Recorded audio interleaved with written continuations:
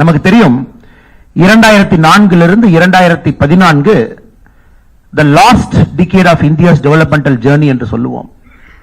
உலக பொருளாதார நாடுகள் அனைத்துமே வளர்ச்சி பாதையில் இருந்த பொழுது குறிப்பாக யூபிஏ 1 யூபிஏ 2 இந்தியாவிலே எங்கேயும் பார்க்காத அளவுக்கு மிக அதிகமாக ஊழல் குற்றச்சாட்டுகள் முன்னேற வேண்டிய நாட்டை அரசியல் காரணத்துக்காக பின்னோக்கி வைத்திருந்தார்.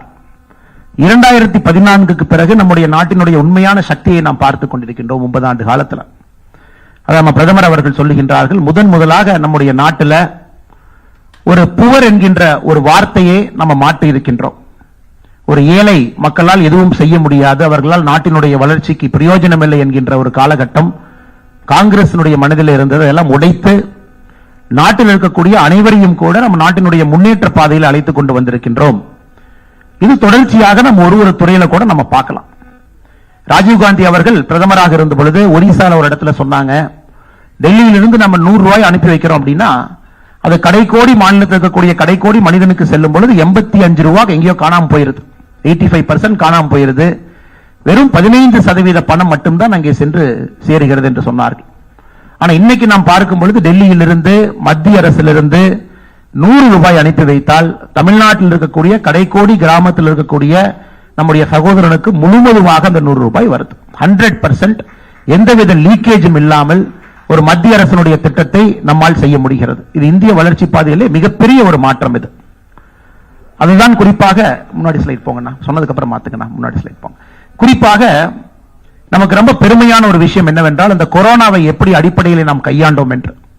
கொரோனா வந்த புதிதிலே உலக நாடுகள் அனைத்தும் கூட தயாராக இருப்பதாக சொன்னார்கள். அமெரிக்கா தயார் என்று சொன்னார்கள், ஐரோப்பிய நாடுகள் தயார் என்று சொன்னார்கள். ஆனால் இந்த கொரோனா காலகட்டத்தை சரியான கையாண்ட ஒரே நாடு நம்முடைய தாய்நாடு இந்திய திருநாடு மட்டும்தான். அமெரிக்காவில் இன்னைக்கும் நம்ம பார்த்தோம்னா பெருமில்லியன் டெத் கம்பேர் பண்ணி பார்க்கும் பொழுது, யூரோப்ல பெருமில்லியன் டெத் கம்பேர் பண்ணி பார்க்கும் பொழுது பாப்புலேஷனுக்கு இந்தியாவை விட பல மடங்கு இருக்கிறது. அது குறிப்பாக நம்முடைய பிரதமருடைய தொலைநோக்கு பார்வை அனைத்தும் நம்முடைய மேக் இன் இந்தியா, ஆத்ம நிர்பார் பாரத், சுயசார்பு இந்தியா, அதன் அடிப்படையில் இந்த கொரோனாவை கையாண்டு இருக்கின்றோம். இன்னைக்கு நாம கிட்டத்தட்ட 220 கோடி டோஸ் இந்தியாவில் இருக்கக்கூடிய அனைத்து பிரஜைகளுக்கும் அளித்திருக்கின்றோம். அதுவும் அந்த டோஸ் என்பது யாருகிட்டையும் போய் கையெழுத்து வாங்க வேண்டியதில்லை, நம்முடைய வீட்டு வாசலுக்கு, வீட்டுக்கு அருகில் இருக்கக்கூடிய பிரைமரி ஹெல்த் சென்டருக்கு அனுப்பி இந்தியாவில் ஒரு பெரிய கொரோனா காலகட்டத்தில் ஒரு பெரிய ஒரு சேவையை செய்திருக்கின்றோம் என்றால் நம்முடைய அரசு, நம்முடைய பாரத பிரதமர் நரேந்திர மோடி அவர்கள் செய்திருக்கின்றார். அதனால்தான் அங்க நீங்க பாத்தீங்கன்னா தெரியும், எந்தவித டிஸ்பாரிட்டியும் இல்லாமல் அனைவரையும் சமமாக மதித்து விஐபி கல்ச்சர் இல்லாம குறிப்பாக முன்கள பணியாளர்களுக்கு முக்கியத்துவம் கொடுத்து வயதானவர்களுக்கு முக்கியத்துவம் கொடுத்து அந்த அடிப்படையில் தான் நடந்தது. யாருமே எங்கேயும் குற்றம் சுமத்த முடியாது, நான் கியூவை பைபாஸ் பண்ண விஐபி கலாச்சாரத்தில் முதல்லயே போய் நான் டோஸ் போட்டுக்கிட்டேன். இன்னைக்கு 220 கோடி டோஸ் நம்ம போட்டிருக்கோம். கொரோனா இல்லாத ஒரு நாடாக நம்முடைய தாய்நாட்டை நாம் மாற்றியிருக்கின்றோம். இது ஒரு பெரிய சாதனையாக நாம் அனைவரும் கூட பார்க்கின்றோம். குறிப்பாக 2014க்கு பிறகு நம்முடைய ஏழை மக்கள் என்கின்ற ஒரு வார்த்தையை பயன்படுத்தினோம். India is a land of rich, at the same time India never cared about poor என்கின்ற ஒரு மேலை நாட்டினுடைய வாசகத்தை உடைத்து நம்முடைய பாரத பிரதமர் அவர்கள் இன்னைக்கு 3.5 கோடி வீடுகளை கட்டி கொடுத்திருக்காங்க. 3.5 கோடி வீடுல 3.5 கோடி குடும்பம் இருக்கின்றார்கள். இந்த 9 ஆண்டுகள்ல இந்த 3.5 கோடி குடும்பம் என்பது சராசரியா நீங்க பாத்தீங்கன்னா 10 கோடி பேருக்கு மேல அந்த வீட்டுல வசிக்கிறாங்க. முதல் முறையாக அவர்களுடைய காலகட்டத்தில் அவர்களுடைய பரம்பரையில முதல் முறையாக ஒரு பக்கா கான்கிரீட் வீட்டை அவங்க பாக்குறாங்க. அந்த வீடு அவர்களுக்கு பெரிய மகிழ்ச்சியை கொடுத்திருக்கிறது. எல்லாவற்றையும் தாண்டி அவங்களுக்கு ஒரு டிக்னிட்டி, செல்ஃப் எஸ்டீம் அந்த வீடு கொடுத்திருக்கு. இது ஏழைகளுக்காக நம்முடைய அரசு தொடர்ந்து இருப்பது என்பதற்காகத்தான் இந்த கொண்டாட்டமே நாம் என்ன சொல்லுகின்றோம் என்றால் சேவா, சுசாசன் அண்ட் கரீப் கல்யாண் என்று சொல்லுகின்றோம். சேவை, நல்லாட்சி, ஏழைகளுக்கான அரசு, இது மூன்றையும் மையமாக வைத்துத்தான் இந்த 1 மாத காலம் இந்தியா முழுவதுமே தமிழகம் உட்பட நம்முடைய எல்லா புரோகிராமுமே இருக்கும். 2014 பிரதமர் கண் முன்னால் அந்த மிகப்பெரிய சேலஞ்ச் அனைவருக்கும் சுகாதாரத்தை கொண்டு வர வேண்டும் என்று. ஸ்வச் பாரத் மிஷன் 1 அது முடிந்து இப்ப ஸ்வச் பாரத் மிஷன் 2 இருக்கும். சுதந்திரத்திற்கு பிறகு 1947 இருந்து 2014 வரை மொத்தமாக கட்டப்பட்ட டாய்லெட் என்பது 6.5 கோடி டாய்லெட், 6 கோடியே 54 லட்சம் டாய்லெட் கட்டியிருந்தாங்க. ஆனா 2014 இருந்து 9 ஆண்டுகள்ல 11 கோடியே 72 லட்சம் டாய்லெட் நம்ம கட்டியிருக்கோம். முதலாக அவர்களுக்கு அந்த கண்ணியம் கொடுத்திருக்கோம், டிக்னிட்டி கொடுத்திருக்கோம். இதற்கு முன்பு நம்ம பத்திரிகை நண்பர்கள் உங்க செய்தியிலேயே பார்ப்போம், ஊருக்கு ஒதுக்குப்புறத்திலே காலையிலே 4 மணிக்கு ஒதுங்கிய இளம்பெண்ணை கற்பழித்தார்கள் என்கின்ற நியூஸ் எல்லாம் 2010 முன்னாடி பேப்பர்ல சாதாரணமா வரும். இன்னைக்கு அதை போன்று எதுவும் இல்லை என்றால் பிரதமர் அவர்கள் தொலைநோக்கு பார்வையிலே 11,72 லட்சம் டாய்லெட் கட்டியிருக்காங்க. தமிழகத்தில் 55 லட்சம் கழிப்பறைகள் நாம் கட்டியிருக்கின்றோம். அதை நம்ம குறிப்பாக இன்று பார்க்கும் பொழுது சகோதரர்களே, 2014 இது ரொம்ப முக்கியமான ஒரு டேட்டா. 2014 அவருக்கு ஒரு சேர் போடுங்க முன்னாடி. 2014 பிரதமர் அவர்கள் ஆட்சிக்கு வந்த பொழுது கிராமப்புறத்தில் மொத்தமாக 39% கிராமப்புற வீட்டில் மட்டும்தான் கழிப்பறை வசதி இருந்துச்சு. only 39% of rural household at toilet. இன்னைக்கு அந்த டேட்டாவை நீங்க பார்க்கலாம். 9 ஆண்டுகள்ல அது 100 என்பதை நம்முடைய காலகட்டத்தில் பார்க்கிறோம். நம்முடைய காலகட்டத்தில் 100% என்பதை நம்ம அச்சீவ் பண்ணியிருக்கோம். 100% கிராமப்புறத்தில் நம்ம டாய்லெட் கட்டி கொடுத்திருக்கோம். பிரதமருடைய மற்றும் ஒரு பெரிய கனவு, ஒரு குடும்பத்திற்கும் கூட குடிதண்ணீர் என்பது பைப்ல வரணும், சுகாதாரமான முறையில் குடிதண்ணீர் வர வேண்டும் என்பது பிரதமருடைய கனவு. இது பிரதமருடைய கனவு மட்டுமல்ல, கர்ம வீரர் காமராஜர் ஐயாவுடைய கனவு.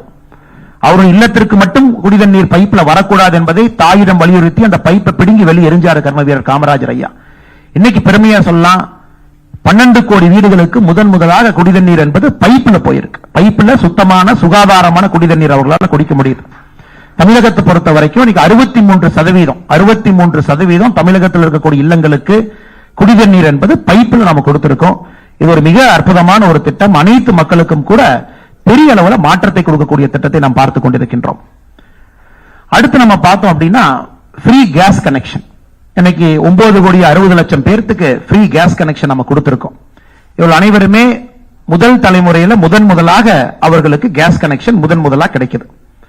இந்த 9,60,00,000 பேருக்கு கூட ரஷ்யா உக்ரைன் வாருக்கு பிறகு இன்டர்நேஷனல் கேஸ் பிரைஸ் அதிகமான பிறகு அவர்களுக்கு சப்சிடைஸ்டு சிலிண்டர் போன பட்ஜெட்ல இருந்து 200 ரூபாய் அவங்களுக்கு கிடைச்சிட்டு இருக்கு.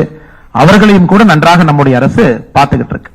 அது மட்டும் இல்லை சகோதர சகோதரிகளே, இந்த 9 ஆண்டுகள்ல 4,14,00,000 போகஸ் எல்பிஜி கனெக்ஷன் நம்ம க்ளோஸ் பண்ணிருக்கோம். இது ஏழை மக்களுக்கு வர வேண்டிய எல்பிஜி கனெக்ஷன். நிறைய பேருக்கு டபுள் கனெக்ஷன், ட்ரிபிள் கனெக்ஷன் இருந்துச்சு. 9 ஆண்டுகள்ல 4,14,00,000 போகஸ் எல்பிஜி கனெக்ஷனை க்ளோஸ் பண்ணி முதலாக இந்த 9 கோடி மக்களுக்கு நம்ம எல்பிஜியை கொண்டு போய் வீட்டில் சேர்த்திருக்கோம். வருகின்ற காலம் பதில் சொல்லும். அவர்களுக்கு வரக்கூடிய நோய்கள், விறகடுப்பு சமையல் மூலமாக வரக்கூடிய நோய்கள் அனைத்தும் கூட அவர்களுக்கு விடுதலை கிடைத்திருக்கிறது. சகோதரர்களே, கொரோனா காலகட்டத்தில் இன்னைக்கு இன்டர்நேஷனல் மானிட்டரி ஃபண்ட் சொல்லுது, the rate of extreme poverty in India is below 1% என்று சொல்லுகின்றார். இந்திய நாட்டில் எக்ஸ்ட்ரீம் பாவர்ட்டி 1% கீழே கொண்டு வந்திருக்கோம்னா இன்டர்நேஷனல் மானிட்டரி ஃபண்ட் குறியீடு என்ன சொல்லுதுன்னா, அதற்கு குறிப்பாக ஏழைகளுக்கான உணவு திட்டம் பிரதமர் மோடி தான் காரணம் என்று அதிகாரப்பூர்வமான IMF அறிக்கை சொல்லுகிறது. இன்னைக்கு 80 கோடி இந்தியர்களுக்கு கொரோனா ஆரம்பித்த பிப்ரவரியிலிருந்து இன்னைக்கு வரைக்கும் நாம் அவர்களுக்கு 5 கிலோ அரிசி, கோதுமை, 1 கிலோ பருப்பு கொடுத்துக்கிட்டு இருக்கோம். இதை நாம் ஏழைகளுக்கான உணவு திட்டம் என்று சொல்லுகின்றோம். இது கொடுத்த பிறகு எல்லா இடத்தினுடைய நியூட்ரிஷன் ஸ்டேட்டஸ் அதிகமாக இருக்கு. கொரோனா காலகட்டத்தில் குறிப்பாக அடித்தட்டு மக்களுக்கு பிரச்சனை இருந்த பொழுது அதிலிருந்து நம்முடைய அரசு அவர்களை காப்பாற்ற இருக்கின்றோம். 5 லட்சம் ரூபாய் மருத்துவ காப்பீடு ஆயுஷ்மான் பாரத் பயன்படுத்தாத நபர்கள் இல்லை என்று சொல்லலாம். எல்லா இடத்திலையும் அதை பயன்படுத்துறோம். எல்லோருக்கும் அதன் மூலமாக ஒரு பெரிய மாற்றம் கிடைத்திருக்கிறது. நிறைய பிரைவேட் கவர்மெண்ட் ஹாஸ்பிட்டல்ஸ் எம்பேனல் ஆயிருக்கு.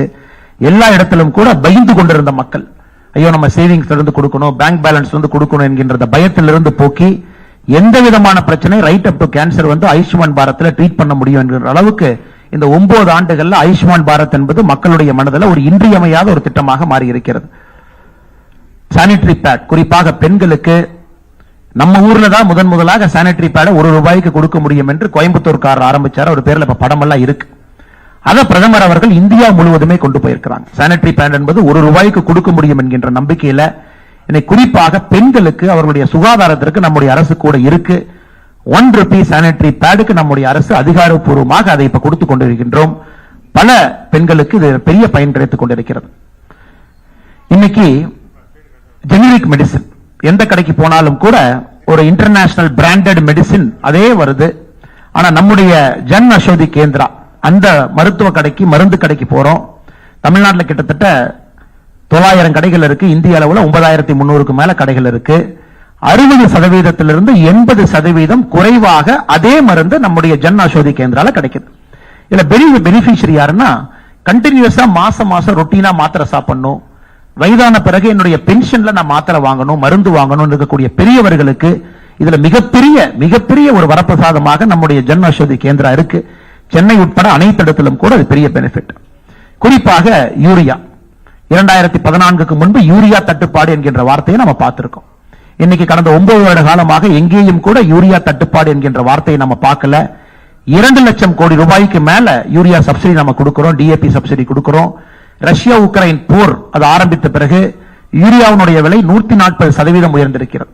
அந்த எல்லா இம்பாக்டையும் மத்திய அரசு ஏற்றுக்கொண்டு நம்முடைய விவசாயிகளுக்கு எந்தவித விலையேற்றம் இல்லாமல் நாம 2 லட்சம் கோடி ரூபாய் சப்சிடி கொடுத்து யூரியாவை கொடுத்துட்டு இருக்கோம்.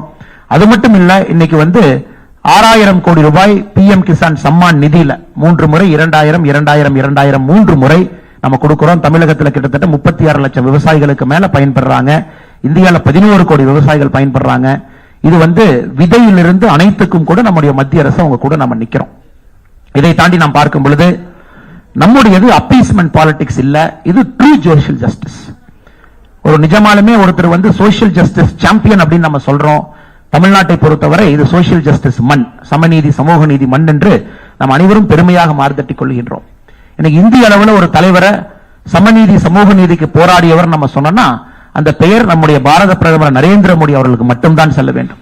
அப்பீஸ்மெண்ட் பாலிடிக்ஸ் இருந்த நாட்டை இன்னைக்கு சமநீதி சமூக நீதி கொண்டு வந்திருக்காங்க. ரிசர்வேஷன்ல புதிய கம்யூனிட்டியை நம்ம ஆட் பண்ணிருக்கோம். குறிப்பாக ஓபிசி கமிஷனுக்கு கான்ஸ்டிடியூஷனல் ஸ்டேட்டஸ் நம்ம கொடுத்திருக்கோம். SC ST ஸ்டேட்டஸ் நாம விஸ்தாரப்படுத்தியிருக்கோம். தமிழ்நாட்டில் சமீபத்தில் நாம பார்த்தோம், குருவிக்காரர் நம்முடைய நரிக்கர் சமுதாயத்தை ST கேட்டகரிக்கு முதலாக கொடுத்து பல ஆண்டுகளாக இருந்த கோரிக்கையை பிரதமர் அவர்கள் நிறைவேற்றி இருக்கின்றார்கள். அதெல்லாம் தாண்டி பொருளாதார அடிப்படையிலே 10% எக்கனாமிக்கலி வீக்கர் செக்ஷன் அவர்களுக்கு ஹையர் எஜுகேஷன் நம்முடைய அரசு கோட்டா கொண்டு வந்திருக்கு. அதுல குறிப்பாக ஏழை மக்கள், அதாவது எக்கனாமிக் ஸ்டேட்டஸ்ல இருக்கக்கூடிய ஏழை மக்களுக்கு அதுல பெரிய பெனிஃபிட் கிடைச்சிட்டு இருக்கு.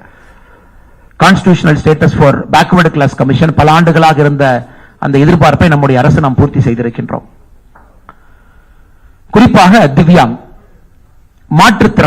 மாற்றுத்திறனாளிகள் எப்பொழுதுமே போற்றி பாதுகாக்க வேண்டிய நம்முடைய சகோதர சகோதரிகள். இன்னைக்கு அந்த கேட்டகரியை நம்ம 7 21 கொண்டு போயிருக்கோம். நம்முடைய அமைச்சர் டாக்டர் ஜிதேந்திர சிங் அவர்கள் மினிஸ்டர் ஃபார், நம்ம ஏற்கனவே பேசணும், IAS IPS அதிகாரிகள் நடக்கக்கூடிய அந்த தேர்வு, அந்த பரீட்சை, குறிப்பாக அந்த டிபார்ட்மெண்ட் எல்லாமே நம்முடைய அமைச்சர் கட்டுப்பாட்டுக்கு வருது. நம்முடைய அமைச்சர் பேசும்பொழுது நிச்சயமாக சொல்லுவார்கள், 7 கேட்டகரியிலிருந்து 21 கேட்டகரிக்கு நம்ம ரைஸ் பண்ணனால முதல்ல நம்முடைய மாற்றுத்திறனாளி நண்பர்களுக்கு இது உங்களுக்கு பொருந்தாது, இது நீங்க 70% டிசபிலிட்டி இருக்கணும், 60% இருக்கணும், அப்படி இருந்து எல்லாம் உடைத்து இன்னைக்கு அது 21 கேட்டகரியா நம்ம கொண்டு வந்திருக்கோம். அதனால் மாற்றுத்திறனாளி நண்பர்களுக்கு உண்மையாலும் அவருடைய உற்ற ஒரு நண்பனாக ஒருத்தர் இருக்காரு நம்முடைய பாரத பிரதமர் நரேந்திர மோடி அவர்கள். Next, progress with space. அதாவது நாம் செயல்பாடு மட்டுமல்ல, நம்முடைய செயல்பாடு மிக வேகமான செயல்பாடு, வேகத்துடன் நம்முடைய செயல்பாடு இருக்கு. நீங்க அதை பார்த்தீங்கன்னா உங்களுக்கு தெரியும். சுதந்திர இந்தியாவில் 1947 2014 வரை மொத்தமாக நமக்கு இருந்த விமான நிலையங்கள் என்பது 74. கடந்த 9 வருடங்கள்ல புதிதாக நாம் கட்டியிருக்கிற விமான நிலையங்கள் 74. இன்னைக்கு இந்தியாவில் 148 விமான நிலையங்கள் இருக்கு. 70 ஆண்டுகள்ல 74, 9 ஆண்டுகள் 74 நீங்க பார்க்கலாம். அதே போல நேஷனல் ஹைவே நீங்க பார்க்கலாம். 1947 2014 வரை மொத்தமாக இந்தியாவில் நேஷனல் ஹைவே NH லென்த் பார்த்தோம் அப்படின்னா 91,287 கிலோமீட்டர். 9 வருஷத்துல நம்முடைய அரசு 53,868 கிலோமீட்டர் கட்டியிருக்கும். இதுல சாதனை என்ன அப்படின்னாங்க, அந்த நேஷனல் ஹைவேயை பொறுத்தவரை 7 கிலோமீட்டர் 8 கிலோமீட்டர் சராசரியாக ஒரு நாளைக்கு NH போட்டுட்டு இருந்ததை இன்னைக்கு நாம ஒரு நாளைக்கு 40 கிலோமீட்டர் நேஷனல் ஹைவே ஒரு நாளைக்கு நம்ம போட்டுட்டு இருக்கோம். இது மிகப்பெரிய சாதனையாக நாம் பார்க்கின்றோம். இதை தாண்டி சகோதரர் வாட்டர்வேஸ் நம்முடைய ஐயா டாக்டர் அம்பேத்கர் அவருடைய கனவு. அம்பேத்கர் அவர்கள் வைஸ்ராய் கவுன்சில் ஒரு மெம்பராக இருந்து குறிப்பாக நம்முடைய நீர்வழி பாதைகளை பற்றி அம்பேத்கர் அவர்களுக்கு மிகப்பெரிய அறிவு இருந்துச்சு. அதை காங்கிரஸ் கட்சி சரியாக பயன்படுத்தவில்லை. அம்பேத்கருடைய ஆசை இந்தியாவுடைய நீர்வழி பாதைகளை முறையாக பயன்படுத்தி நாட்டினுடைய வளர்ச்சிக்கு ஆறுகளை முறையாக பயன்படுத்த வேண்டும் என்று. அந்த வாட்டர்வேஸ் என்கின்ற மனசே நமக்கு இல்லை. 2014 வரை நம்ம பார்க்கலாம், இந்தியாவில் வாட்டர்வேஸ் 0. இன்னைக்கு 111 தடங்கள் இருக்கிறது. 111 தடங்கள் இந்தியாவில் இருக்கு. அதுல கண்டெய்னர் ஷிப்ஸ் இருக்கு. மிகப்பெரிய அளவுல நம்ம கூட்ஸ் டிரான்ஸ்போர்ட் பண்றோம் உள்நாட்டுக்குள்ள. அதை தாண்டி வேர்ல்டு கிளாஸ் ட்ரெயின் நம்ம எல்லாருக்கும் கூட பெரிய கனவு, இந்தியாவுக்குள்ள வேர்ல்டு கிளாஸ் ட்ரெயின் நமக்கு வரணும், அது அஃபோர்டபிள் காஸ்ட் வரணும். நேற்று நம்முடைய முதலமைச்சர் அவர்கள் புல்லட் ட்ரெயின் ஜப்பான் போயிருக்காங்க.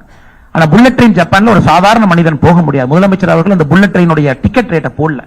ஏன்னா நிறைய பேர் புல்லட் ட்ரெயின்ல போயிருக்கோம், ஜெர்மனியில் நாம எல்லாம் போயிருக்கோம். அந்த டிக்கெட் ட்ரெயின் என்பது அந்த டிக்கெட்டை பாத்தீங்கன்னா அது ஒரு சாதாரண மனிதன் அஃபோர்ட் பண்ணக்கூடிய டிக்கெட் இல்ல. இந்தியால புல்லட் ட்ரெயின் நாளை காலைல கொண்டு வரலாம், அஃபோர்டபிலிட்டி கெப்பாசிட்டி நமக்கு இருக்கணும். ஆனா இன்னைக்கு வந்தே பாரத் எக்ஸ்பிரஸ் வந்து அஃபோர்டபிள் கெப்பாசிட்டி. ஒரு சாதாரண ஏழை குடும்பத்துல சாதாரண நடுத்தர மக்கள் இன்னைக்கு வந்தே பாரத் வந்து 4 months advance booking. Coimbatore to Chennai அடுத்த 4 மாதங்களுக்கு டிக்கெட் இல்ல, அட்வான்ஸ் புக்கிங்ல போயிட்டு இருக்கு. வந்தே பாரத் ஏறி பார்க்கணும், போய் பார்க்கணும், எக்ஸ்பீரியன்ஸ் பண்ணணும், அந்த 360 டிகிரி ரொட்டேட்டிங் சேரை பார்க்கணும், அந்த விஸ்தா டோம பார்க்கணும் அப்படிங்கிற அளவுக்கு வந்தே பாரத் என்பது மக்களுடைய மனதில் போயிருக்கு. 2014 வரை நம்ம ட்ரெயின்ல எந்த விதமான முன்னேற்றமும் பண்ணல. ஆனா இன்னைக்கு 9 வருஷத்துல 20 வந்தே பாரத் ட்ரெயின்ஸ் எக்ஸ்பிரஸ் நாம் உருவாக்கி இருக்கோம். பிரதமருக்கு முக்கியமாக நன்றி சொல்ல வேண்டும். எல்லா மாநிலத்துக்கும் ஒரு வந்தே பாரத் இல்ல. தமிழகத்தை பொறுத்தவரை கோயம்புத்தூர் சென்னை இரண்டுக்கும் ஒரு வந்தே பாரத், மைசூர் பெங்களூர்ல இருந்து சென்னைக்கு வரக்கூடிய இன்டர்ஸ்டேட் வந்தே பாரத் ஒன்று 2 வந்தே பாரத் பிரதமர் அவர்கள் தமிழக மக்களுக்கு கொடுத்திருக்கின்றார்கள். இந்த நேரத்தில் நாம் அனைவரும் பிரதமருக்கு நன்றி சொல்வதற்கு நாம் கடமைப்பட்டிருக்கின்றோம். சகோதரர்களே, அடுத்து மெட்ரோ. மெட்ரோ என்பதுதான் ஒரு சிட்டியினுடைய கன்ஜெக்ஷனை குறைக்கும். கன்ஜெக்ஷன் குறையும் பொழுது மக்களுடைய நேரம் என்பது ஆக்கப்பூர்வமான விஷயங்களுக்கு போகும். ஒரு டிராபிக் ஜாம்ல மாட்டி 3 பஸ் மாறி போறது எல்லாம் உடைத்து 2014 வரை மெட்ரோ என்பது 5 மாநகரத்தில் மட்டும்தான் இருந்துச்சு. கடந்த 9 வருஷத்துல புதிதாக மெட்ரோவை 15 மாநகரத்துக்கு கொண்டு போயிருக்கும். எனக்கு 20 மாநகரத்துல இந்தியாவில் மெட்ரோ இருக்கு. அதுல 15 மாநகரம் என்பது நாம் ஆட்சிக்கு வந்த பிறகு இந்த 9 வருஷத்துல நம்ம செஞ்சிருக்கோம். All India Institute of Medical Science தமிழகத்தினுடைய எய்ம்ஸ் மதுரை 2026 பிப்ரவரி மார்ச்ல கம்ப்ளீஷன் பண்ணி மக்களுடைய பயன்பாட்டுக்கு வர இருக்கு. 2014 வரை 7 எய்ம்ஸ் இருந்துச்சு. 9 ஆண்டுகள்ல 15 புதிய மருத்துவ கல்லூரிகள், எய்ம்ஸ் கல்லூரிகள் உருவாக்கப்பட்டிருக்கிறது. மெடிக்கல் காலேஜ் சார் வந்து டாக்டர் சாருக்கு தெரியும். 2014 வரை 641 மருத்துவக் கல்லூரி, 9 ஆண்டுகள்ல அதை நாம இரட்டிப்பு பண்ணிருக்கோம். இன்னைக்கு 700 புதிய மருத்துவக் கல்லூரிகள் நம்ம கொடுத்திருக்கோம். எங்களுக்கு சிறிய வருத்தம் தான், பிரதமர் அவர்கள் ஒரு கொடுமையாக நாட்டு மக்களுக்கு தேடி தேடி மருத்துவக் கல்லூரி கொடுக்கறாங்க. தமிழகத்துக்கு ஒரே நேரத்துல 11 கொடுத்தாங்க. ஆனா சின்ன சின்ன விஷயங்களை கூட மாநில அரசு செய்யாம இன்னைக்கு தமிழகத்துல 3 மருத்துவக் கல்லூரியினுடைய ஸ்டேட்டஸ் ரத்து செய்யப்படக்கூடிய நிலைமையில் இருப்பது எங்களுக்கு ஒரு வருத்தம் தான். The state government of Tamil Nadu hasn't followed certain conditions for our medical college. Whatever our PM sir has gifted to Tamil Nadu 11 medical college, 3 medical colleges are on the verge of closure sir. அதே போல மருத்துவ சீட்டுகளை பார்க்கும் பொழுது 2014 வரை 82,466 பேர் மருத்துவம் படிச்சாங்க. ஆனா அந்த 9 வருஷத்துல புதிதாக 69,663 மருத்துவர்களை உருவாக்கி இருக்கும். அதாவது நம்மை பொறுத்தவரை எல்லோரும் மருத்துவர் ஆகலாம் என்கின்ற வாய்ப்பை உருவாக்குவதற்கு 2 விஷயங்களை செஞ்சிருக்கும். Merit based plus social justice based, இரண்டும் சேர்ந்து நீட் மூலமாக மருத்துவம். இரண்டாவது, காலேஜஸ் அடிப்படை தன்மை அதிகரித்து சீட்டினுடைய கெப்பாசிட்டி அதிகரித்து அவர்களுக்கு நிறைய சீட்ஸ் கிடைக்கிறது. இரண்டையும் நம்முடைய அரசு ஒரே சேர செஞ்சிருக்கும். ஐஐடி 2014 வரை 16 ஐஐடி, புதிதாக 7 ஐஐடி உருவாக்கி இருக்கின்றோம். ஐஐஎம் 2014 வரை 13, புதிதாக 7 உருவாக்கி இருக்கின்றோம். யூனிவர்சிட்டி பல்கலைக்கழகத்தை பொறுத்தவரை 2014 வரை 723, புதிதாக 390 பல்கலைக்கழகத்தை உருவாக்கி இருக்கின்றோம். இது மிக முக்கியமான ஒரு திட்டத்தை நம்முடைய பிரதமர் அவர்கள் கையில் எடுத்திருக்கின்றார்கள். இப்ப யூரியா என்பது ஒரு பாட்டில். முதல்ல யூரியா என்பது மூட்டையில் நாம் எடுத்துட்டு வருவோம். கடைக்கு போய் நின்று மூட்டை எடுத்து தோல்ல சுமந்து கொண்டு வருவோம். இன்னைக்கு பிரதமரை பொறுத்தவரை, முன்னாடி ஸ்லைடுக்கு போங்க, பிரதமரை பொறுத்தவரை இன்னைக்கு லிக்விட் நானோ யூரியா பிளான்ட் என்கின்ற ஒரு சர்வதேச தரத்துல உலகத்துல முக்காவாசி நாட்டில் இல்லாத டெக்னாலஜி நம்ம கொண்டு வந்து நானோ யூரியா ஒரு பாட்டில் நீங்க யூரியா எடுத்துட்டு வரலாம். ஒரு மூட்டை யூரியா ஒரு பாட்டில் யூரியா அளவுக்கு குவான்டிட்டியை நம்ம குறைச்சிருக்கோம். அதை விட அதிகமான வீரியத்தன்மை இருக்கக்கூடிய வேர்ல்ட்ஸ் ஃபர்ஸ்ட் லிக்விட் நானோ யூரியா பிளான்ட் நம்ம போட்டிருக்கோம். இது வந்து விவசாய பெருமக்களுக்கு மிகப்பெரிய ஒரு மாற்றத்தை கொடுக்கக்கூடிய திட்டத்தை கொண்டு வந்திருக்கின்றோம். அடுத்து நம்ம பார்த்தோம் அப்படின்னாங்க, காங்கிரஸ் ஆட்சி காலத்துல குறிப்பாக 2004 14 வரை அவர்கள் டிலே என்று சொன்னார்கள். மோடிஜி அவர்கள் டெலிவர் என்று சொல்லுகின்றார்கள். எல்லா காரணமும் கூட ஏதோ ஒரு காரணத்திற்காக டிலே பண்ணாங்க. இன்னைக்கு சரையு கேனல் ப்ராஜெக்டாக இருக்கலாம், போகிபீல் பிரிட்ஜ், கோசி ரயில் மகாசேத்து பிரிட்ஜ், கொல்லம் பைபாஸ், இது அனைத்தும் கூட சர்வதேச அளவில் மிக பிரம்மாண்டமான உள்கட்டமைப்பு இந்தியாவிலே நம்முடைய மோடி அரசு மக்களுக்கு கட்டி அர்ப்பணித்திருக்கின்றோம். இப்ப ரயில்வே ஸ்டேஷன் நம்ம பார்க்கும் பொழுது அது வந்து ஒரு ஏர்போர்ட் அளவுக்கு நம்முடைய ரயில்வே ஸ்டேஷனை வந்து நம்ம உயர்த்தி இருக்கின்றோம். குறிப்பாக இன்னைக்கு நம்ம சில ரயில்வே ஸ்டேஷன் இந்தியாவில் பை நேம் நம்ம சொல்ல வேண்டிய கடமை நமக்கு இருக்கு.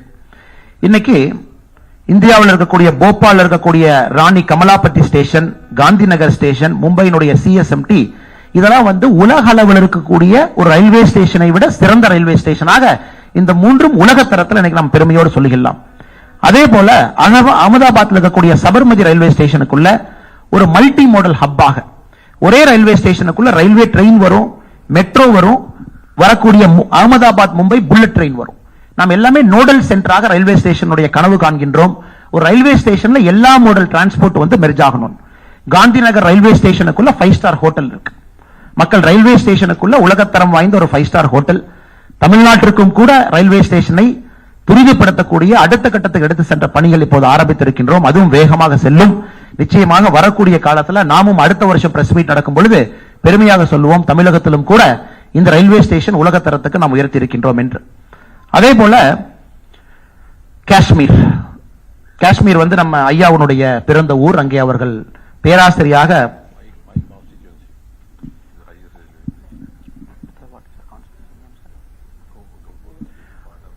காஷ்மீர் ஐயாவுடைய ரத்தம், ஐயாவுடைய சொந்த ஊர். ஒரு காஷ்மீரில் பிறந்த ஒருவர் தமிழகத்தில் மருத்துவம் படித்து சென்றார் என்பது நமக்கு பெருமை. குறிப்பாக இந்த வேர்ல்ட்ஸ் ஹையஸ்ட் ரயில்வே பிரிட்ஜ், சென்னப் நதியின் மீது இருக்கக்கூடிய பிரிட்ஜ் ஐயாவுடைய லோக்சபா தொகுதி உதம்பூர்ல இருக்கு. இதுதான் வேர்ல்ட்ஸ் ஹையஸ்ட் ரயில்வே பிரிட்ஜ்.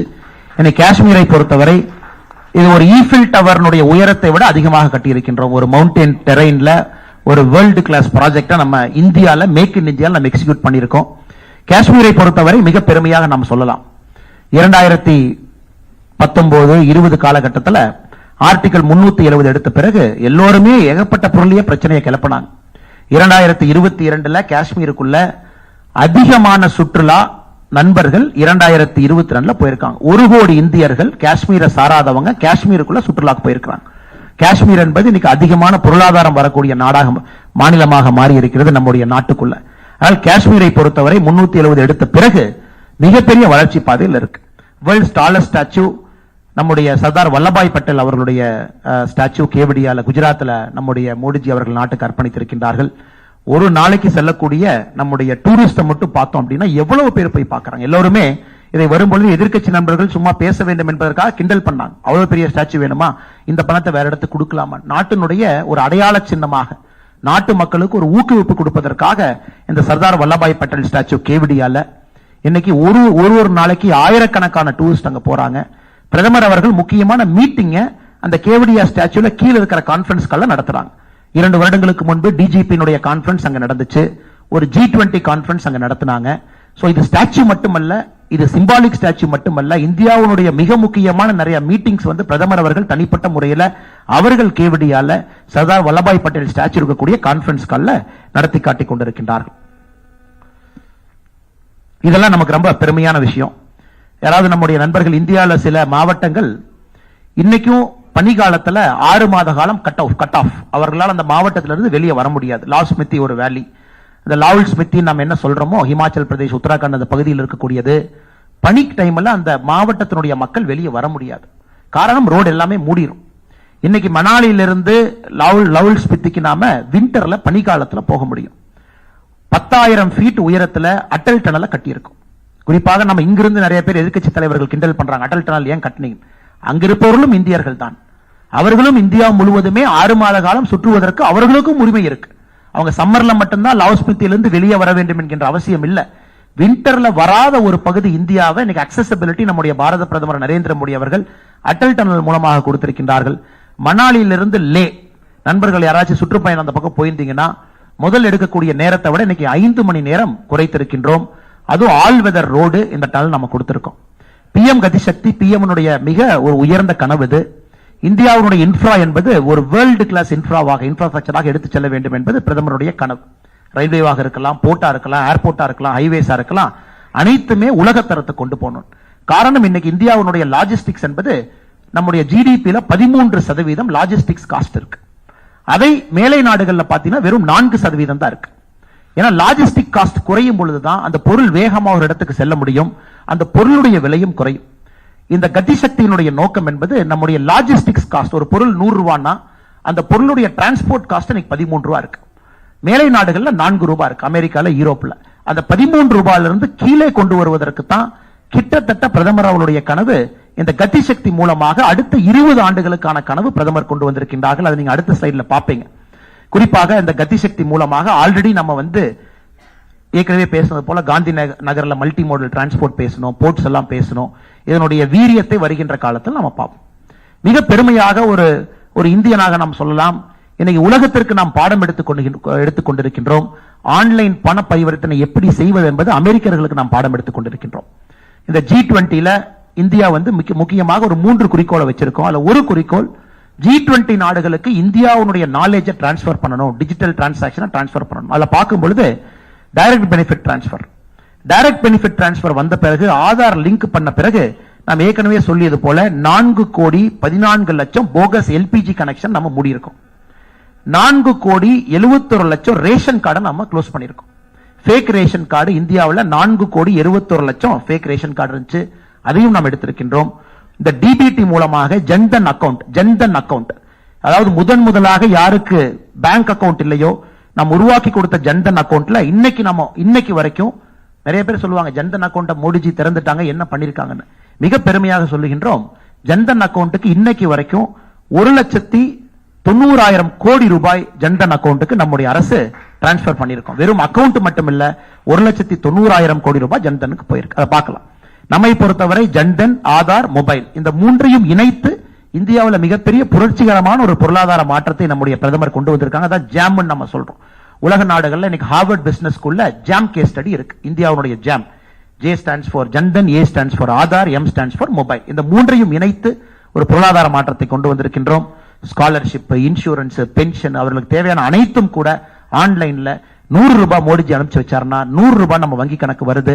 அனைத்தும் இந்த டிஜிட்டல் ரெவல்யூஷன் மூலமாக அது சாத்தியம். தமிழ்நாட்டில் இருக்கக்கூடிய நம்முடைய முன்னாள் நிதியமைச்சர் அவர்கள் கிண்டல் பண்ணாங்க. பாராளுமன்றத்தில் நம்முடைய டிமானிட்டைசேஷன் வந்த பிறகு ஏழை மக்களுக்கு இதை பத்தி தெரியுமா, இதெல்லாம் உங்களுக்கு பண்ண தெரியுமா, இதெல்லாம் கொண்டு வர்றீங்களே. இன்னைக்கு நம்ம பெருமையாக சொல்லுகின்றோம், நம்முடைய முன்னாள் நிதியமைச்சர் ஐயா பி சிதம்பரம் அவர்களுக்கு உலகத்தில் நடக்கக்கூடிய டிஜிட்டல் பண பரிவர்த்தனையில 40% இந்தியாவில் நடக்குது, வெறும் 21% அமெரிக்காவில் நடக்குது. பார்த்துக்க எந்த அளவுக்கு ஸ்கேல். உலகத்தில் இருக்கக்கூடிய அனைத்து நாடுகள் நடக்கக்கூடிய டிஜிட்டல் பணவர்த்தனை, ஆன்லைன் டிரான்ஸ்பர் ஆஃப் மணி, அதுல 40% ஒரே நாடு நம்முடைய நாட்டில் நம்ம நடக்குது. அப்படிப்பட்ட ஒரு மிகப்பெரிய ஒரு பொருளாதாரத்திற்கான அடித்தளத்தை நாம் அமைத்திருக்கின்றோம். ஆத்ம நிர்பார் பாரத், சுயசார்பு இந்தியா, நேற்று பாராளுமன்ற கட்டடத்தை நம்ம பார்த்தோம். அதுவும் ஆத்ம நிர்பார் பாரத், சுயசார்பு இந்தியாவுடைய அங்கமாக நாம் பார்க்கின்றோம். 1921 பிரிட்டிஷர் கட்டின கட்டடத்திலிருந்து நம்முடைய நாட்டினுடைய டாடா ப்ராஜெக்ட் கட்டிய, நம்முடைய இன்ஜினியர்ஸ் கட்டிய, நம்முடைய எம்பிக்கள் அனைவரும் சேர்ந்து போட்ட பிளான் படி கட்டிய பார்லிமெண்ட் ஓபனிங் பார்த்தோம். தமிழர்களுக்கு கிடைக்கக்கூடிய மிகப்பெரிய பெருமையை நம்ம பார்த்தோம். செங்கோல் அங்கே நிறுவியிருப்பதை நம்ம எல்லாம் பார்த்தோம். இந்த ஆத்ம நிர்பார் பாரத் எந்த அளவுக்கு மாற்றத்தை ஏற்படுத்தி இருக்கு நீங்க பாத்தீங்கன்னா, indigenously developed 5G technology. We are very proud as Tamilians, sir. Our IIT Chennai has contributed to this 5G technology testbed and very great infrastructure. இந்த 5G டெக்னாலஜி முழுவதுமாக இந்தியாவில் ரவுட்டர்ல இருந்து அதில் இருக்கக்கூடிய அனைத்து சிஸ்டமும் கூட முதலாக மேக் இன் இந்தியாவில் உருவாக்கப்பட்டது. நாம் பெருமையாக சொல்லலாம், அனைத்துமே நம்முடைய IIT சென்னையில் உருவாக்கி இந்திய மக்களுக்கு இந்த 5G டெக்னாலஜி நம்ம கொடுத்திருக்கோம். மொபைல் மேனுஃபேக்சரிங் நீங்க அடுத்த ஸ்லைட்ல பாப்பீங்க. இன்னைக்கு இந்தியா வந்து உலகத்தில் 2வது பெரிய மொபைல் தயாரிப்பு நாடாக மாறி இருக்கின்றோம். முதல்ல 12வது இருந்தோம் 2014. இன்னைக்கு இன்டர்நெட் என்பது 2014க்கு முன்னாடி இன்டர்நெட் எங்க இருந்துச்சு? இன்னைக்கு வந்து நம்ம ஃப்ரீயா வந்து IPL மேட்சை HD குவாலிட்டியில எந்தவித பணமும் கொடுக்காமல் பார்க்கிற அளவுக்கு இந்தியால மொபைல் போன் டெக்னாலஜி இன்டர்நெட்டோட வந்திருக்கு. டிஜிட்டல் டிரான்சாக்ஷன்ல சிறு குறு பரிவர்த்தனை செய்யக்கூடிய நண்பர்களுக்கு நல்ல ஒரு பெரிய ஒரு ஆனந்தமான ஒரு முன்னேற்றம் ஏற்பட்டிருக்கிறது. இதே Atma Nirbhar Bharat record export of goods 761 கோடி ரூபாய்க்கு, 768 பில்லியன் டாலர் ரூபாய்க்கு மேல நம்முடைய கூட்ஸ் அண்ட் சர்வீசஸ் எக்ஸ்போர்ட்ஸ் நம்ம பண்ணியிருக்கோம். நம்முடைய கூட்ஸ் எக்ஸ்போர்ட்ஸ் 500 கோடி ரூபாய் நம்ம தொட்டுக்கிட்டு இருக்கோம். இதெல்லாம் முதலாக சரித்திரம். பூமிங் எக்கானமி, ஃப்ரெஜைல் 5 என்று சொன்னார்கள் 2014. இந்தியாவை பொறுத்தவரை பிரிக்ஸ் நேஷன், ஃப்ரெஜைல் 5 எப்ப வேணாலும் உடையும் சொன்னாங்க. ஆனா இன்னைக்கு 2023 அமெரிக்கனோட அதிபர் பிடன் அவர்கள் ரூம்குள்ள வர்றாங்கன்னா எங்க மோடின்னு கல்யாணத்துல போய் நம்ம சொந்தக்காரங்களை தொலாவற மாதிரி இன்னைக்கு பிடன் அவர்கள் வந்து நம்முடைய மோடிஜியை தொலாவறாங்க. பாப்பா நியூகினியா போன்ற நாடுகள்லாம் சைனாவுடைய ஆதிக்கத்தில் இருந்துச்சு. இன்னைக்கு அங்க மோடிஜி போனார்னா அந்த நாட்டினுடைய பிரதமர் அவர்கள் மோடிஜியினுடைய ஆசீர்வாதத்தை பெற வேண்டும் என்று நினைக்கின்றார்கள். இது அனைத்துமே நம்முடைய பூமிங் எக்கானமி கிடைத்திருக்கக்கூடிய ஒரு பெரிய பரிசாக. 7% மேல நம்முடைய வளர்ச்சி இருக்கு. எம்ப்ளாய்மெண்ட் ஆப்பர்ச்சுனிட்டி, அனைவருக்கும் நாம வேலை வாய்ப்பை உருவாக்கி இருக்கின்றோம். ஸ்கில்லிங் இந்தியாவிலிருந்து, ஸ்டார்ட் அப் இந்தியாவிலிருந்து, ஸ்டாண்ட் அப் இந்தியாவிலிருந்து, அட்டல் டிங்கரிங் லேப்ல வரக்கூடிய இன்னோவேஷன்ல இருந்து எல்லா இடத்திலும் கூட எம்ப்ளாய்மெண்ட் ஆப்பர்ச்சுனிட்டியை பெரிய அளவில் உருவாக்கி இருக்கின்றோம். நீங்க பார்க்கலாம், குளோபல் இன்னோவேஷன் இண்டெக்ஸ் 2014 85வது இடத்திலிருந்து 46க்கு முன்னேறி இருக்கின்றோம். யூனிகார்ன்ஸ் $1 பில்லியன் வேல்யூவேஷன் இருக்கக்கூடிய நிறுவனம் இந்தியாவில் 4 இருந்துச்சு 2014. இன்னைக்கு 2022 இன்னைக்கு தேதியில 107 இருக்கு. வேர்ல்டு எக்கனாமி ரேங்க் 2013-14 11வது இருந்தோம். இன்னைக்கு இந்தியா 5வது பெரிய பொருளாதார நாடாக மாறி இருக்கின்றோம். இன்னும் 3 வருஷத்துல ஜப்பான் ஜெர்மனியை ஓவர்டேக் பண்ணோம்னா 2027 வரும்போது 3வது பெரிய பொருளாதார நாடாக மாறுவோம். Ease of doing business rank. Ease of doing பிசினஸ்ல மிக முக்கியம் என்பது கரப்ஷன். தமிழகத்திற்கும் நம்முடைய கரப்ஷனுக்கும் ஒரு ஆழ்ந்த ஒரு பந்தம் இருக்கு நமக்கு தெரியும். 2014 142வது ரேங்க்ல நம்முடைய நாடு இருந்துச்சு. இன்னைக்கு 63வது ரேங்க்கு நம்ம முன்னேறி இருக்கோம். மொபைல் மேனுஃபேக்சரிங் ஏற்கனவே சொன்னது போல 12வது நாம் இருந்தோம். இன்னைக்கு இந்தியா என்பது சைனாக்கு அப்புறம் 2வது பெரிய நாடாக மொபைல் மேனுஃபேக்சரிங். தமிழகத்திற்கும் அந்த ப்ரொடக்ஷன் லிங்க்ட் இன்சென்டிவ் ஸ்கீம்ல மிகப்பெரிய நமக்கு ஒரு வரப்பிரசாதம் ஃபாக்ஸ்கான் வந்தவுடன் ஆயிரக்கணக்கான வேலை வாய்ப்புகள் தமிழ்நாட்டுக்குள்ள உருவாக இருக்கிறது. ஆட்டோமொபைல் 2014 7வது பெரிய நாடாக இருந்தோம். இன்று 3வது பெரிய நாடாக இருக்கின்றோம் ஆட்டோமொபைல் உற்பத்தியை பொறுத்தவரை. நம்ம ஏற்கனவே பேசியிருக்கோம். இன்னைக்கு யூனிகார்ன் 107 கம்பெனிஸ் $1 பில்லியன் வேல்யூவேஷனுக்கு மேல. ஆனா அதே நேரத்தில் இன்னொரு பெருமைப்படக்கூடிய விஷயம், சின்ன சின்ன ஸ்டார்ட் அப் இன்னைக்கு 1 லட்சத்துக்கு மேல இருக்கு. இவரெல்லாம் 5 வருஷம் கழிச்சு பெரிய பெரிய நிறுவனமா மாறுவாங்க, 20 வருஷம் கழிச்சு பெரிய நிறுவனமா மாறுவாங்க. இதை பார்க்கும்பொழுது நமக்கு தெரியும் 40 ஆண்டுகள் கழித்து 4 டிகேடு கழித்து புதிய கல்விக் கொள்கை கொண்டு வந்திருக்கோம். இதுல மிக முக்கியமாக இந்த கல்விக் கொள்கையில தாய்மொழியை மையப்படுத்தி 6ஆம் கிளாஸ் வரைக்கும் நீங்க படிக்கணும், 5ஆம் கிளாஸ் வரைக்கும் படிக்கணும், அதுக்கப்புறம் 3 வருஷம் நீங்க எக்ஸ்டெண்ட் பண்ணிக்கலாம் தேவைப்பட்டா 8ஆம் கிளாஸ் வரைக்கும். முதலாக நம்முடைய அரசு மருத்துவ கல்லூரி, மருத்துவ படிப்பு இருக்கலாம், இன்ஜினியரிங் படிப்பு இருக்கலாம், அதுவும் தமிழ்ல படிக்கணும்னு அமித்ஷாஜி அவர்கள், பிரதமர் அவர்கள் வலியுறுத்துறாங்க. தமிழ்நாட்டில் சோகமான நிலைமை என்னன்னா, இன்ஜினியரிங் கல்வி எதெல்லாம் தமிழ்ல இருந்துச்சோ அதையெல்லாம் மூடிட்டாங்க. ஏங்க மூடினீங்கன்னு கேட்டீங்கன்னா எனக்கு தெரியாம மூடிட்டாங்க, சாரி அப்படிங்கிறாங்க. இதெல்லாம் தமிழ்நாட்டினுடைய அரசனுடைய அவலத்தை பார்த்துக் கொண்டிருக்கின்றோம். இந்தியா முழுவதுமே தாய்மொழிக்கு, குறிப்பாக நம்முடைய தமிழ் மொழிக்கு பிரதமர் கொடுக்கக்கூடிய மரியாதையை தொடர்ந்து பார்த்துக் கொண்டிருக்கின்றோம். ஆனா தமிழ்நாட்டில் புதிய கல்விக் கொள்கையை இப்ப இருக்கக்கூடிய அரசு ஏற்றுக்கொள்ளவில்லை என்பது இங்க இருக்கக்கூடிய 8 கோடி தமிழர்களுக்கும் ஒரு பெரிய வருத்தம் தான். அதே போல எம்ப்ளாய்மெண்ட் ஆப்பர்ச்சுனிட்டி நம்ம பார்க்கிறோம். ஸ்கில்லிங் எல்லா இடத்துலையும் பாத்தீங்கன்னா பயிற்சி முகாம் அடிப்படையில் கோடிக்கணக்கான மக்களுக்கு அது புதிய வாய்ப்பு. ஸ்போர்ட்ஸ் முதலாக விளையாட்டு என்பது சென்டர் ஆஃப் அவர் லைஃப். விளையாட்டிலே ஜொலிக்கின்றோம். ஒலிம்பிக்ல Khelo India Games, Honorable Prime Minister has awarded Kelo India Games to Tamil Nadu for 2023. அனைத்து தமிழர்களும் மிக பெருமையாக பார்க்கின்றோம். கேலோ இந்தியா கேம்ஸ் தமிழகம் இந்த 2023 நடத்தும். அதே போல அதை பார்க்கும் பொழுது நம்முடைய கலாச்சாரத்தை பிரதமர் அவர்கள் மீட்டெடுத்திருக்கின்றார்கள். அது புத்தர் வாழ்ந்த இருந்த போதித்த இடத்தை புத் சர்க்கியூட்டா பிரதமர் அவர்கள் கொண்டு வந்திருக்கின்றார்கள். அது குறிப்பாக பீகார், உத்தரப்பிரதேஷ், ஒரிசா அந்த பகுதி அனைத்துமே புத் சர்க்கியூட்டா மாறி இருக்கு. மத்திய பிரதேசனுடைய மகாகால் காரிடார், உஜ்ஜைன் காலபைரவர் அதனுடைய மாற்றம், சோமநாதர் ஆலயத்தினுடைய மாற்றம், கேதார்நாத் தாம் பிரதமர் அவர்கள் கொண்டு வந்திருக்கக்கூடிய மாற்றம், கர்த்தாப்பூர் சாஹிப் காரிடார் நமக்கு தெரியும் பாகிஸ்தான் அந்த பார்டர்ல இருக்கக்கூடியது, அதையும் கூட சிறப்பாக நாம் செய்து காட்டியிருக்கின்றோம். காசி தமிழ் சங்கத்தில் நம்ம பார்த்தோம். காசி தமிழ் சங்கம் காசி போன பிறகு எப்படிப்பட்ட மாற்றம் பந்தம் இருக்குன்னு. இதுக்கப்புறம் ராம் மந்திர் தயாராக இருக்கிறது கும்பாபிஷேகத்திற்கு. அதுவும் கூட இந்தியாவுடைய புராதன கலாச்சாரத்தை மக்களுக்கு வெளிப்படுத்தக்கூடியதாக இருக்கும்.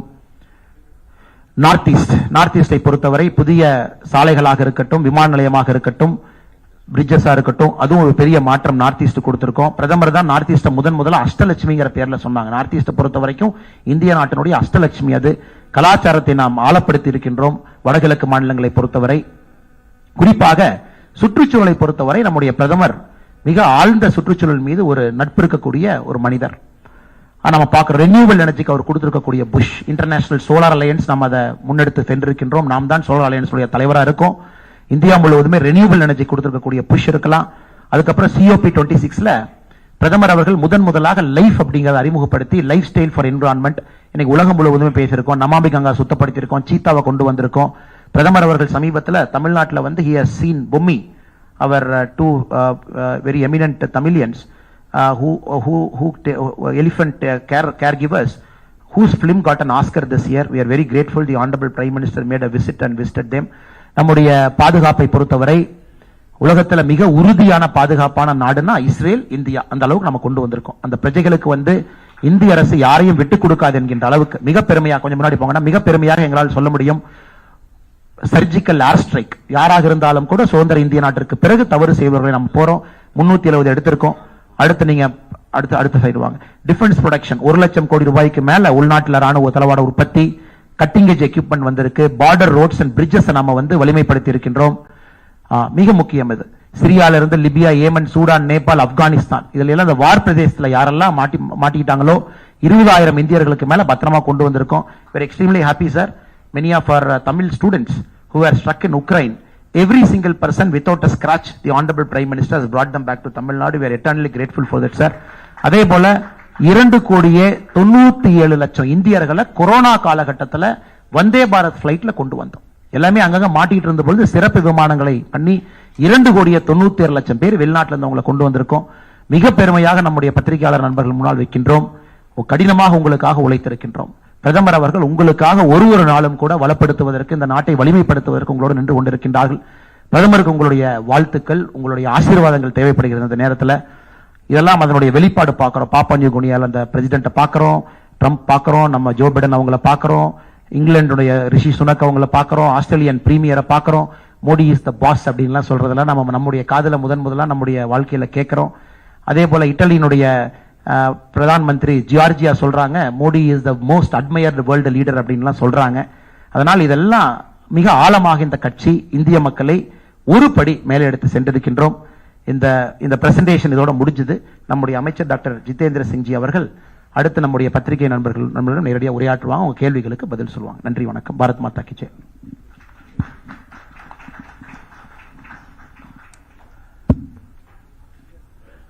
Thank you, Annamalai ji. I hope all of them can understand English at least. Most of our media friends. Na pesra, but kunjum pesra. So wherever I get stuck, Annamalai can step in. Why I asked him to make this presentation, because it was not in Tamil version, so I said in fluent Tamil, let it be there.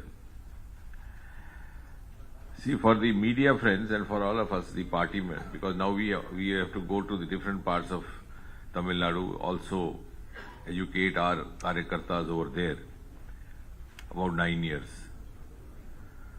The best way to make people realize what is the difference is to ask them to compare it with what it was before 9 years, before 2014.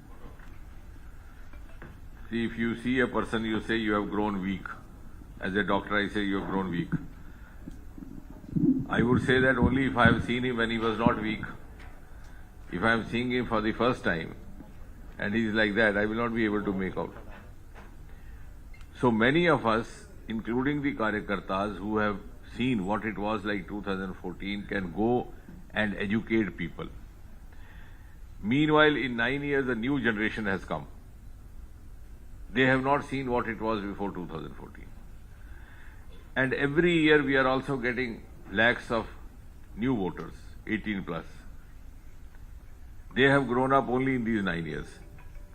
When Modi ji gave us a golden era, and they would believe that this is the time India always had. But somebody has to tell them, and they had to be cautioned that before 2014, it was something different.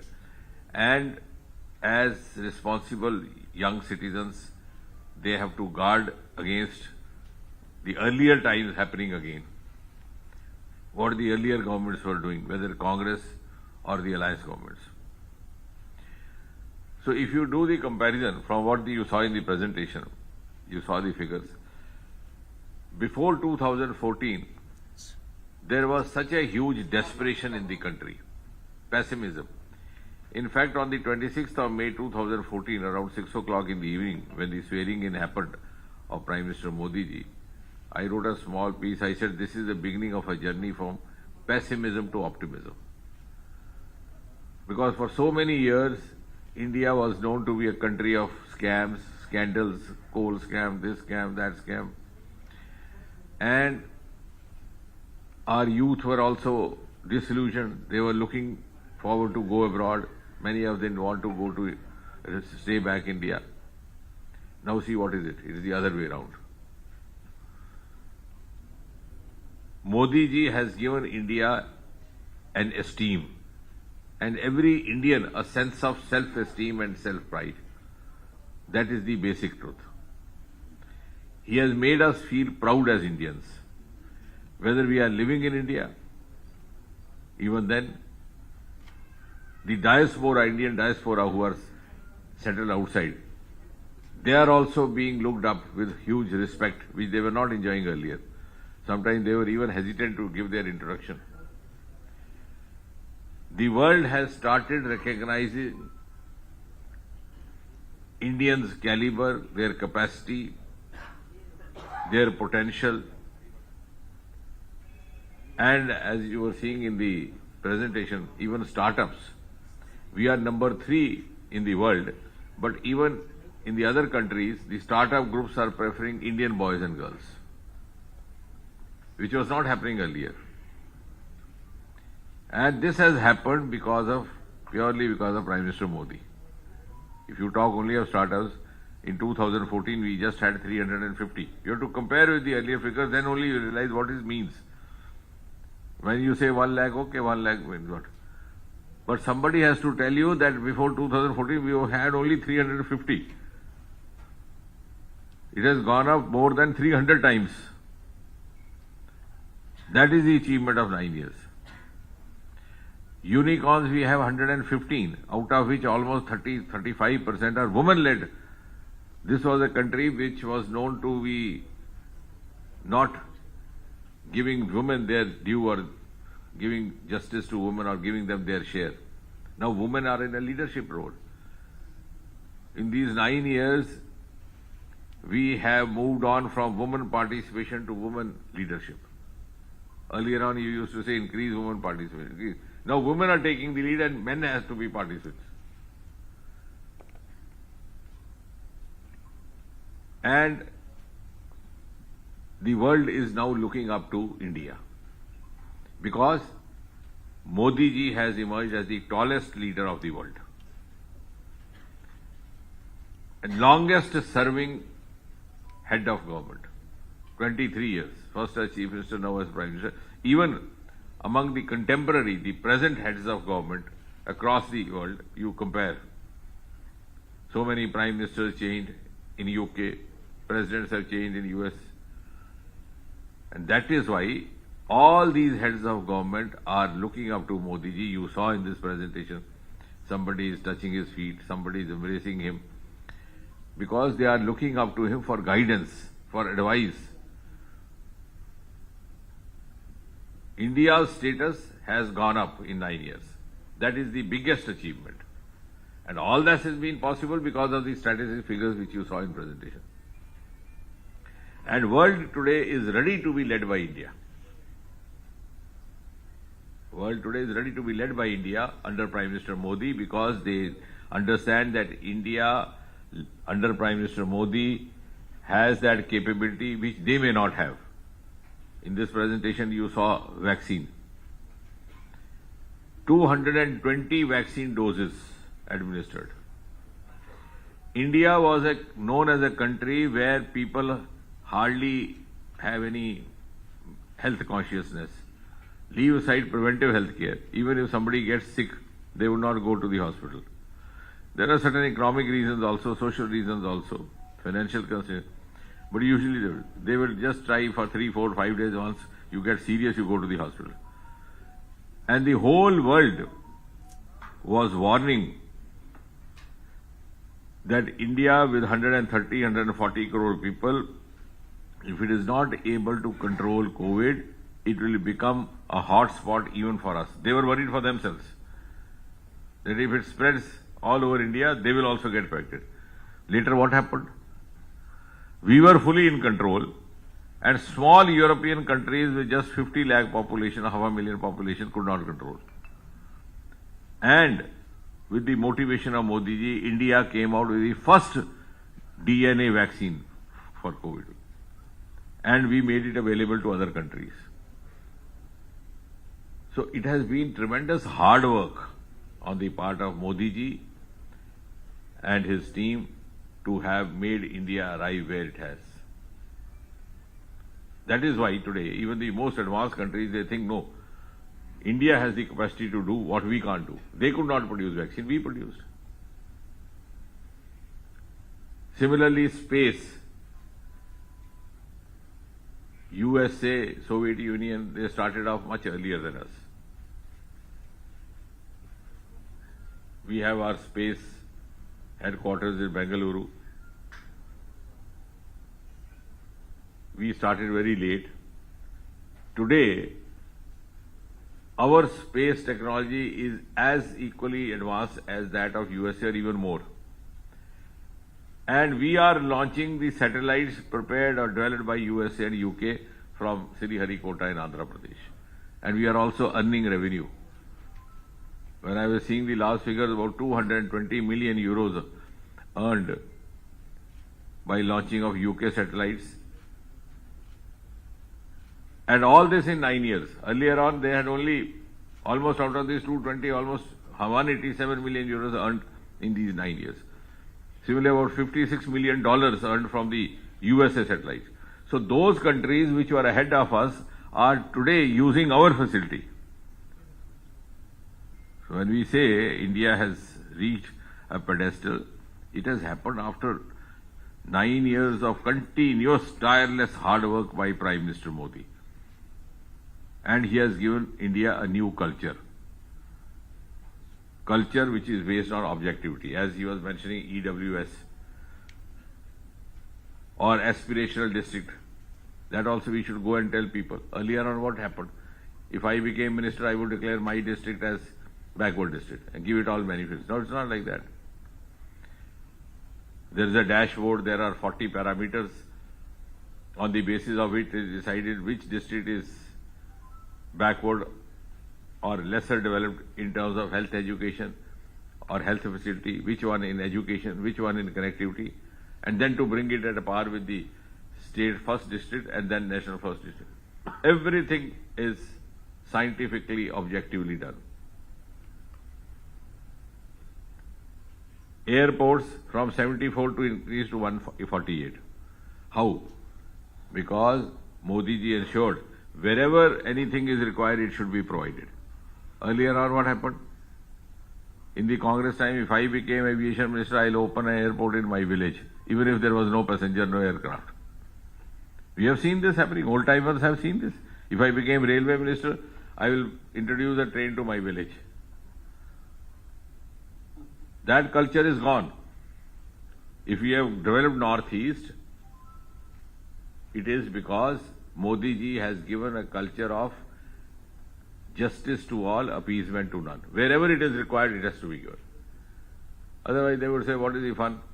Northeast, you will hardly get any MPs. So what is the use of attending? And we must go and tell people, that is the comparison. Before 2014, the Prime Minister of India was himself MP from Northeast, from Assam. But since we did not follow that vote bank culture, similarly, all these reforms brought in by Modi ji are not only governance reforms or developmental reforms, they are also huge social reforms. For example, within 3 months, he issued an order, which Annamalai ji, he's been in services, he will appreciate. I think 2014, May, the government came, by September there was an order that the documents or certificates will no longer required to be tested by gazetted officer. Such a huge thing. That was a legacy of the British Empire. In villages, wherever we went to class 9, 10 and we were asked to get certificate tested, we didn't know from where to get it tested. It was not simply a governance reform. Modi ji sent out a message, look here, I have the courage to trust my youth. The youth of India are my children, I can trust them. If you are running a family, you do not trust your own son, your daughter, how will you run the family? Such a huge reform. Then within a year, he abolished interviews in the government recruitments. Earlier on, what was happening? We have seen it. We have gone through it. We have been the receiving end of this. A candidate will get 100% written. You would give him 0 in the interview.